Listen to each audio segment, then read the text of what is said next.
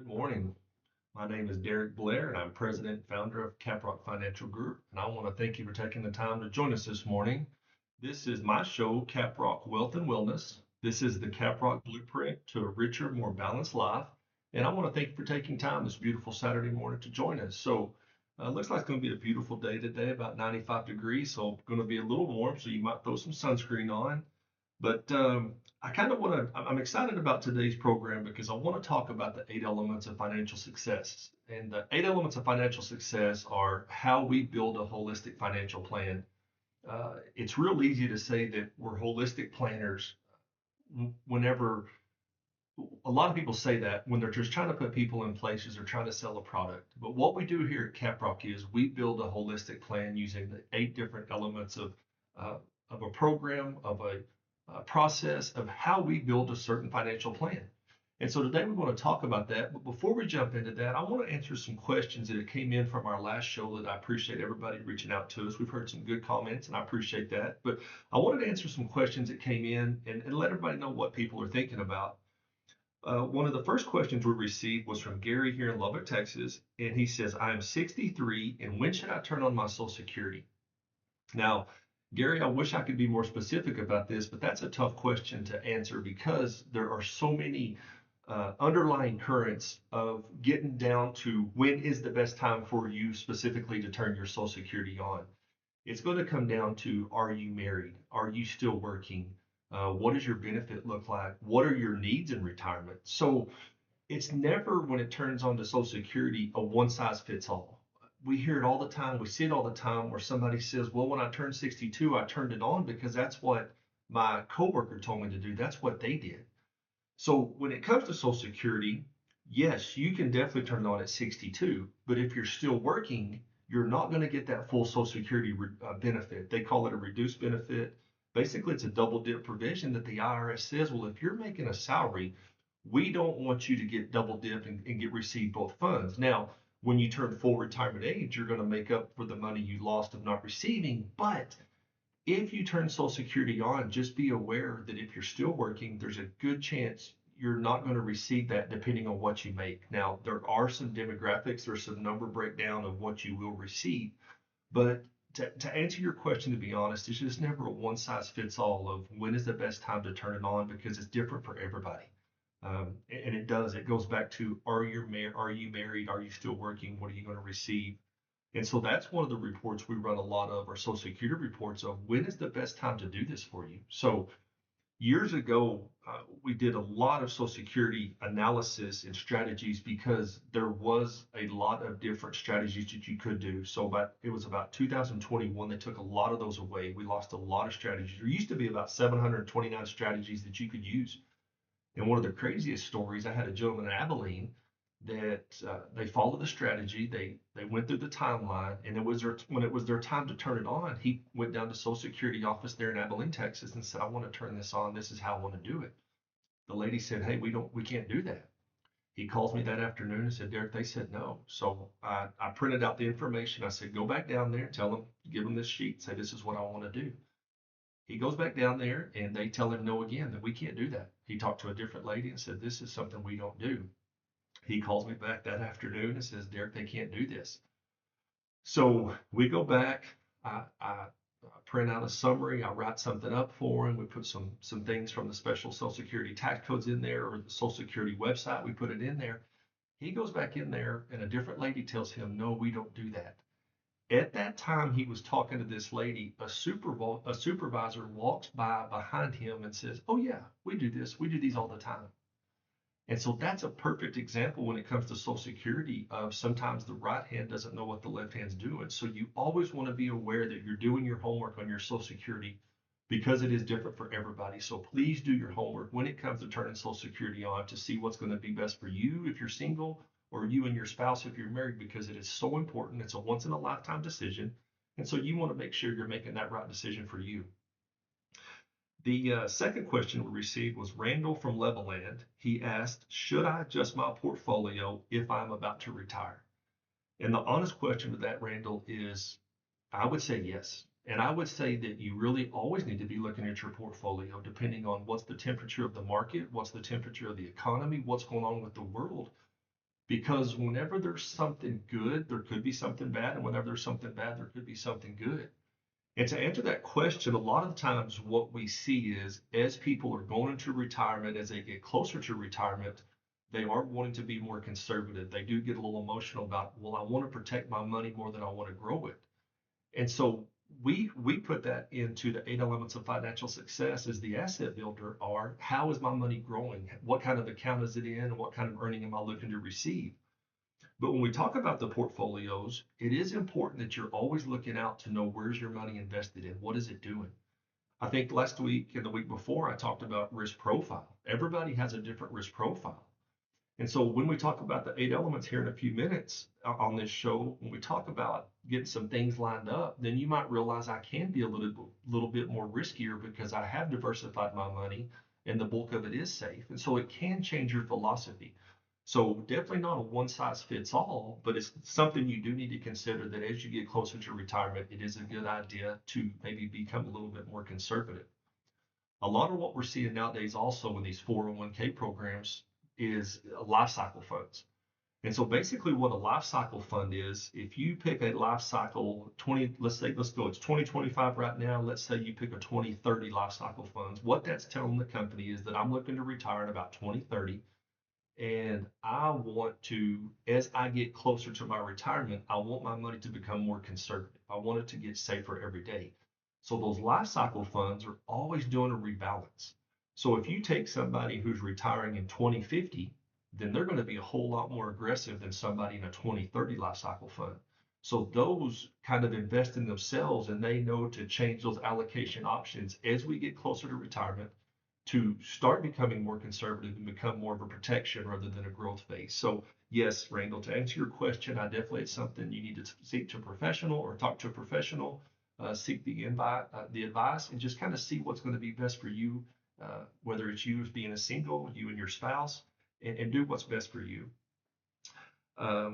Another question that kind of goes along with this was Cindy from Lubbock said, with market volatility, is it safer to move everything into bonds or cash before retiring? That's a good question, Cindy, and you kind of want to be careful about, when you jump into cash is you're not competing with inflation. You're not your money's going to stay stagnant.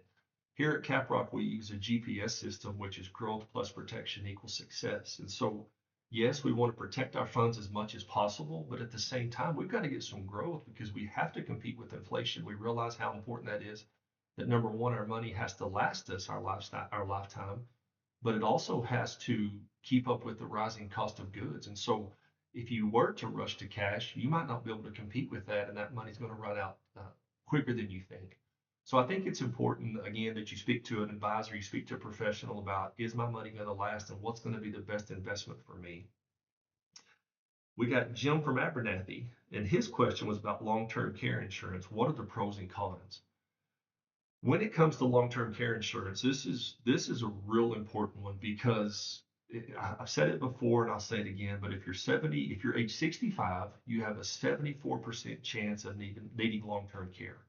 So that means there's a 26% chance that you don't. So I'm not a big fan of putting money where I might not receive a return. So, if you invest $100, 7 out of 10 times you're going to get some growth. 3 out of 10 times you're going to lose the value. That's tough for me to make that type of investment. I do believe, but at the same time, I do believe in long-term care because I see the rising cost. I see what inflation does to it, and I know how important it is. But the the companies, the insurance companies have gotten smarter about long-term care. Most of my life insurance products now, from the death benefit, they do provide long-term care from the death benefit that you don't have to pay extra for. A lot of my annuity companies on the payout, if you're receiving an income, if you're receiving a payout, that money can be doubled up to help with long-term care if you qualify for those benefits. So I do believe in long-term care, but it has to be in the right situation and it has to be the product. It was just a couple of years ago that there were several companies, long-term care companies, that came out and basically moved the goalpost. A lot of people had 5-year protection plans and they moved those down to 3. They increased some premiums on them. So you just want to be real careful when it comes to long-term care of where you put that money into, what kind of company you invest in it. Am I going to get a return for it? You might do some long-term care that has a return of premium. And this goes back to something we'll say every time is it's different for everybody. Every situation is different. But overall, I do believe in long-term care. It's just that I don't want to put money where I'm not going to get a return. So you do need to seek to a professional about that. And then the last question I received was Wayne from Lubbock. And this was interesting that I got this question and then I had a client come in and it was basically the same conversation about I'm worried that I'm going to get bored in retirement. I'm worried that I don't have anything to do. I've worked since I've been 14 or 15 years old. I've worked, 50 years. Now what am I going to do? And that's a tough one because a lot of the times what we see is people have their identity and they know who they are when they're working. They know where they belong. Um, I got a lot of Atmos employees that, man, these guys work hard and they do a great job for our cities. And this is what they're good at. They know what they're doing.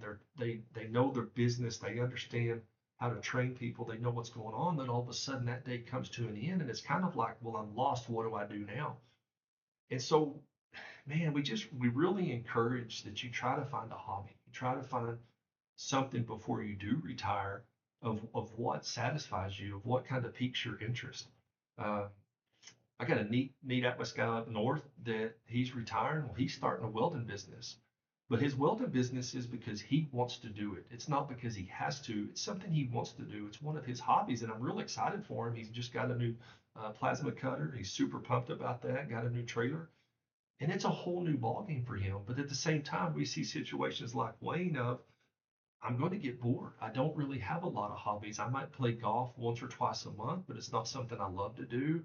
I want to chase the grandkids. We want to see their games, but at the same time, I just don't want to wrap myself completely in that. So it's kind of as we're younger, as we're heading to retirement, is try to find those hobbies, try to find out what your spouse likes to do, and start making plans to do those kind of things, and then plan for them financially. If you're going to take a big trip, I talked about a lady that we had that was a nurse that her main goal was, I want to take one big trip a year with my family. I want to be able to take all 13 of us somewhere, whether it's on a boat, whether it's going down to Mexico, whether it's going to Florida, that we're going to have something to do. And so it's just important that as you build for your future, as you build for your retirement, you have some hobbies, you have some ideas of what you're going to do. And that's a tough one. And so sometimes the recommendation is maybe go part-time, maybe not step fully away, but maybe kind of ease into it going part-time and see how it feels. Another thing that we do recommend here is when you go to retire, not making rash decisions financially because you're walking into a retirement phase of basically it's a decumulation phase. You've accumulated the funds while you're working, you've received a paycheck, you were building these assets. And then now you're in a decumulation phase. So when you're walking into retirement, we're not making some rash decisions because we want to see how your retirement's going to go. We always ask a question of when do you spend the most money? Well, most of the time for working people, it's on the weekends because that's when we go shopping, that's when we go play golf, that's when we travel with the grandkids or the kids. Well, when you go into retirement, you have 7 days of the weekend. You have 7 days that you can go shopping. You have 7 days that you can do what you want to do with your hobbies. And so it's kind of important that you know how's your lifestyle and retirement going to work out. Don't make such rash decisions. Kind of walk into it a little bit slower if you can and see and monitor it, see how it's going to go. We had a client come in this weekend and uh, basically we're set up with their Social Security. They got a small pension. They're going to be pretty comfortable. And so our goal is we're not making any changes in there. We're going to help them with some of their portfolio assets of what they're investing in and what their market looks like. But let's give it a year. Let's give it 9 months to a year to see financially how their monthly income is working out for them, how their plans are working out, and does it make sense, and everything rolling along before we start making a rash decision, before we're jumping into an annuity. And let's just kind of monitor along to see how that's going to work for them. So, again, those are just a few of the questions that we received, and I really appreciate those. Our office number is 806-749-7870. And if you have any questions, reach out to us at Dereck, Dereck, at caprockfinancialgroup.com. That is my email. And then our website is caprockfinancialgroup.com. That's our website. So please, if you have any questions, reach out to us. I'd love to answer that you have on air. We did receive a couple more, but they were just a little bit more detailed, a little bit more personal. So we'll kind of keep those one-on-one. But we're going to take a quick break, and then we get back. We're going to jump into the 8 elements and how do we build a holistic financial plan.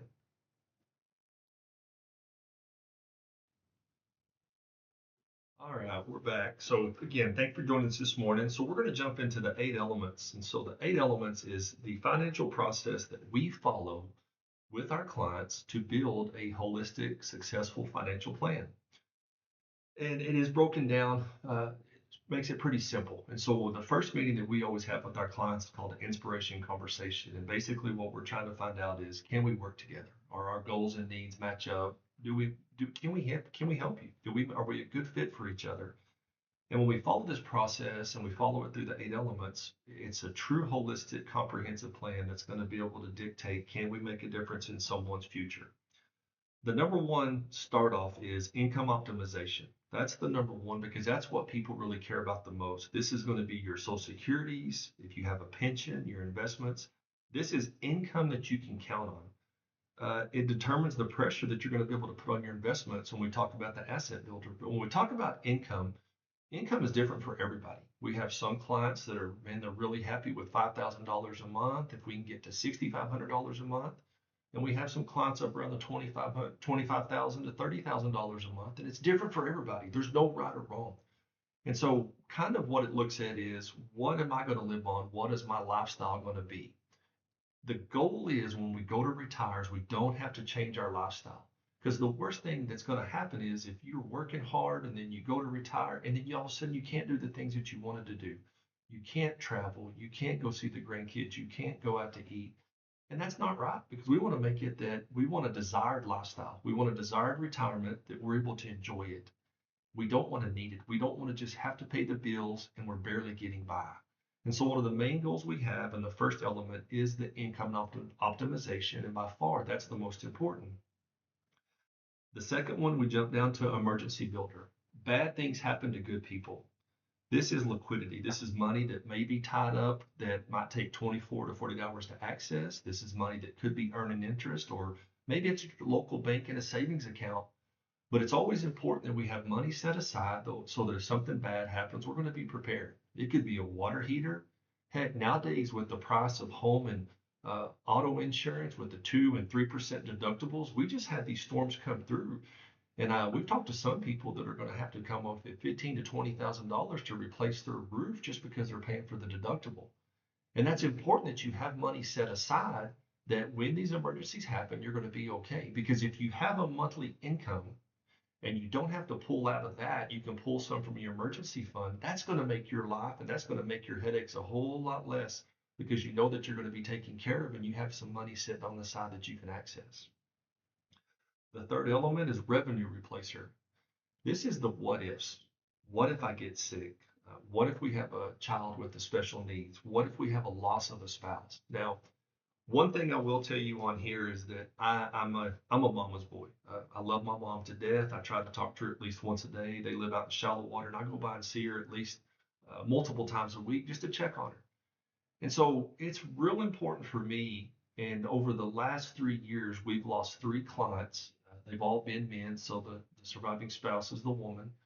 It's very important that the surviving spouse is going to be okay because a lot of the times what we see is the man has the higher earnings, and if we lose one of the spouses, we're going to lose one of the social securities. We've seen situations where on a pension that maybe they didn't make the right selection and they're going to lose some income from that. And so it's important that the surviving spouse is going to be financially okay. It's hard enough emotionally to lose your spouse, but financially, let's not add to that. Just recently, my brother in the Air Force, he retired after 24, I believe 24 or 25 years in the Air Force. He does receive a pension. He receives a disability. He lost his hearing. He was on the C-130, so he lost a lot of his hearing, and so he gets a disability. And when we started looking at their financial plan, his wife and even my brother did not realize that if something happens to him, she's going to lose his disability. Well, that's a pretty good chunk of money that they're living on now. And so if something were to happen to my brother Tim and Christy lost that income, that's going to be a big detriment to her. That's going to change her lifestyle because it was a pretty good amount of money. So it's just important for us that the surviving spouse is going to be okay, and let's have a plan in place to make sure, so people like my sister-in-law, that she's still going to be okay. Do we need to use some life insurance to take place? Do we need to use an annuity? Do we need some market growth just to make sure there is going to be a substantial amount of money there that she still will be okay? Then we look at asset builder. Asset builder is, how is my money growing? Where is it invested? What is it doing? And so what we look at, what we have found is, if we're able to satisfy and solidify the top three of income, of emergency bill, and a revenue replacer, a lot of the times our risk profile might go up just a hair in our assets. There was a gentleman I saw years ago. His name was Tom Hegna, and he was one of the best speakers I've ever been to. And what he talked about was paychecks and playchecks. Paychecks was, what is my income? What is my guaranteed income that I know I'm going to receive every month? Versus, what is my playcheck? If I have some extra money, how do I want to invest that? What do I want to do? Do I want to, all the craziness, do I want to look at some gold? Do I want to look at Bitcoin? Do I want to try some alternative investment? And that's okay, as long as we solidify the first three, then your risk profile can change. But those four, the first four, income, emergency, revenue replacer, and asset builder, they work together hand in hand. So it's real important that you know, what is your risk profile? How's your money being invested? Where is it being invested at? I can't tell you how many times we have someone come in here and basically have never looked at their 401k. They've never looked at their IRA. They don't know what it's invested in. And they just trusted somebody to look out for them. And when we start doing some tests and we start looking at some stress tests, they're really surprised of what their money's been doing and how it's been growing and where it's at, because they honestly had no idea. So it's real important that you're talking to a professional. You know where your money's at, you know where it's being held, and how is it being invested. So that's the top part. That's today of the 8 elements of financial success. Now let's get to the bottom. Number 5 is legacy enhancer. Legacy, we always ask a question: is it important that you're going to leave something to your beneficiaries? Is there a child or a grandchild that you want to leave money to? Is there a church or a charity of your choice? And it's a funny, because I would say it's about 50-50, that some people say, you know what, I put them through college, I took care of them, I want to spend every bit of money I have, I'm not worried about it. And then we have some people that come in and say, I want to sacrifice myself now that I'm going to leave something in the future. And that's great. There's nothing wrong with either one of those. But then the second part of the legacy is, do you want to leave something when you're gone, or do you want to make memories now? And I go back to my nurse that says, hey, we want to take trips. So that's a memory we make.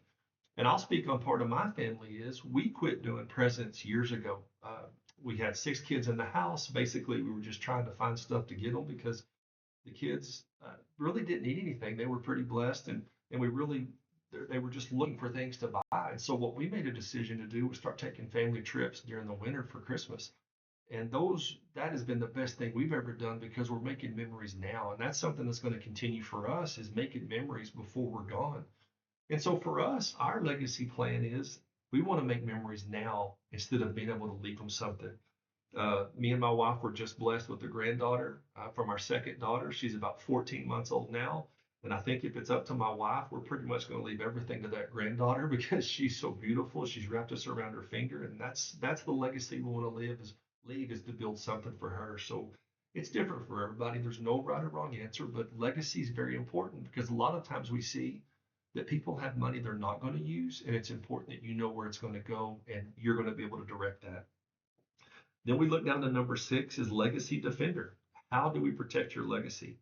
Are you probate protected? Are you protected from lawsuits? Do you have long-term care? Basically, that's just kind of a protection phase of, where is my money if someone were to sue me? We're such a litigious society, and it's so sad. So you want to be careful of how you're protecting your money and where is it being held. Then we get down to number 7, dynasty creator. Now, when you pass, and we're all going to pass, you can pass money to one of 3 options. You can pass it to your beneficiaries, you can pass it to charity or church of your choice, or you can give more to the IRS. And I don't think there's anybody out there listening today that wants to give more to the IRS than what they have to. And so it's real important, how is my money going to be delivered to who I want it to be delivered to, whether that's your beneficiaries, to a church or charity. And do you have a trust and a will set up? I am a big believer in trust and wills. I'm a believer in knowing where my money's going to go and how I want it to go to them. And everybody has different goals and needs for that. I had a lady come in the other day. She's basically bypassing her kids. She's giving it to her grandkids, and that's her choice. And so we're able to set up a trust for her. And that's something we've invested very heavily in here at Caprock, is being able to help our clients with their trust and wills, with their medical directives, with their power of attorneys, because those things are very, very important. And when it comes to the dynasty creator, you want to make sure that your bank beneficiaries, your transfer of death, all these things are filled out correctly. I have heard of one situation where there was a gentleman that he was married. They did get a divorce. He remarried down the line. He ended up passing away, and he never changed his 401k beneficiary from his ex-spouse. Now, you talk about a tough conversation with that new wife when she realized that she was not going to get that 401k and she was not going to get that pension. That was a tough conversation to have. And so those are things you want to take care of yourself and you want to look out for. Are all my beneficiary forms correct and are they going to the correct place? And then the last element, and by far the most important, is the tax planner. You cannot get away with the other 7 elements without the tax planner. And tax planner is so important because if you're taking money from a 401k, if you're taking money from an IRA, if you're pulling from a bank, your capital gains, you have to be aware of what those taxes are going to be. If I'm passing money down to my beneficiaries, do you want to leave it tax free? Do you want to leave it in an IRA that's going to be a tax burden? It's always a blessing that we can leave money to our children. It's always a blessing to them to receive that money. But if you can do it in a more tax efficient way, do we want to do that? And so what we look at here are tax planning. We want to make sure we're being proactive and making sure that we're looking at the taxes the correct way of how we're going to pass that money, how was our money invested, and what kind of taxes are we going to owe. We talk about it all the time that tax laws are always changing.